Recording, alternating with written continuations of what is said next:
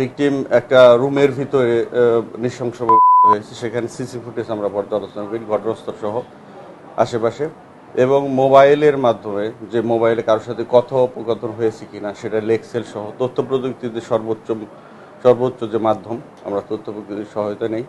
সেখানে খুব অল্প সময়ের মধ্যেই আমরা আমাদের টার্গেট মিলে ফেলি এবং টার্গেট হাতে আসার সাথে সাথে আমরা অভিযান পরিচালনা করি। আপনারা জানেন ইতিমধ্যে এই ঘটনার সাথে যিনি জড়িত আসামি শামীম ওরফে স্বপন, ওনার বাড়ি হচ্ছে আশুলিয়া। ভিকটিম যে রুমে থাকতো তার পাশেই ডান পাশের রুমে থাকতো। সে ঘটনার দিন বিকাল 5:15 ঘটিকার সময় ভিকটিমের বাসায় তার নানুর অনুপস্থিতিতে সে কৌশলে পেঁয়াজ এবং রসুন, এরকম ডিম ভাজার কথা বলে পেঁয়াজ রসুন প্রয়োজন সেই কথা বলে ভিতরে প্রবেশ করে যথারীতি তার যে প্রয়োজন ছিল সেটা বলছে যে আমার কিছু টাকার দরকার, টাকা লাগবে। তো ভিকটিম যথারীতি তাকে টাকা দিতে অপারগতা স্বীকার করে। তখন সে প্রথমে কৌশলে ভিকটিমের ওড়না দিয়ে তাকে গলা পেঁচিয়ে ধাক্কা দিয়ে ফ্লোরে ফেলে দেওয়ার পরে এক পর্যায়ে ভিকটিমকে হত্যা করার জন্য তার হেফাজতে থাকা যে ধারালো চাকু বলে, কাটার বলে, কাটার দিয়ে গলার চারপাশে প্রথম থেকে শুরু করে চারপাশে সে কেটে ফেলে। আরও মৃত্যু নিশ্চিত করার জন্য তার পাশে থাকা আঞ্চলিক ভাষায় শিল বা পোতা বলে, এটা দিয়ে তার মুখ মণ্ডল বা কপাল থেতলে দেয়। এই ঘটনার স্বীকারোক্তি অনুযায়ী আমরা তাৎক্ষণিক তাকে জিজ্ঞাসাবাদ করি যে এবং ভিকটিমের কাছ থেকে আপনারা জানেন, ইতিমধ্যে জেনেছেন যে ভিকটিমের শরীরে থাকা বিভিন্ন অর্নামেন্ট, স্বর্ণ অলংকার সে নিয়েছে।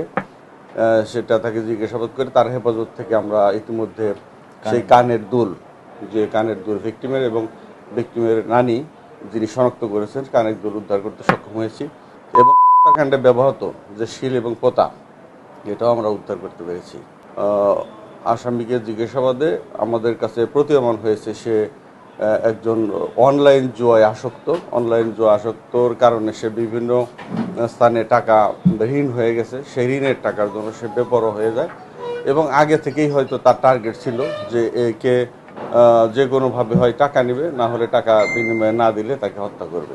যথারীতি তার হত্যার যে টার্গেট অনুযায়ী সে হত্যাকাণ্ড সংগঠিত করে এবং শেষে তার শরীর থেকে সেই গহনা চুরি করে নিয়ে যায় এটাকে বলে।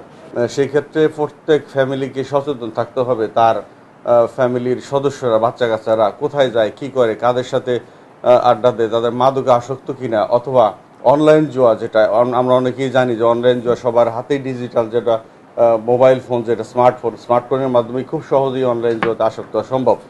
এগুলা যদি আমরা জনসচেতনার মাধ্যমে এবং পরিবারের গার্জেনগণ যদি সচেতনার মাধ্যমে আমরা এটা নির্মূল করতে পারি, থেকে আমরা উত্তরণ পেতে পারি।